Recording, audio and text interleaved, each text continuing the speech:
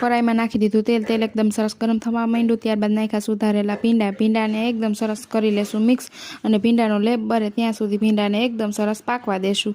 2 જ મિનિટમાં આપણા ભીંડાનો લેપ એકદમ સરસ બરી ગયો છે. તો તેમાં નાખશું હવે લસણની પેસ્ટ, લીલી હળદર, લાલ મરચું પાવડર, કાશ્મીરી લાલ મરચું પાવડર, ધાણા જીરું પાવડર, અને કરી લેશું એકદમ સરસ મિક્સ.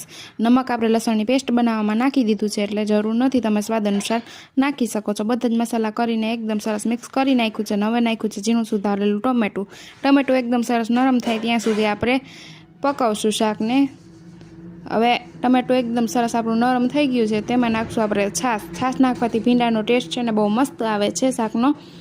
તો હવે આ શાકની છાશ બને ને ત્યાં સુધી એકદમ સરસ ખુલ્લું જ આપણે પાકવા દઈશું.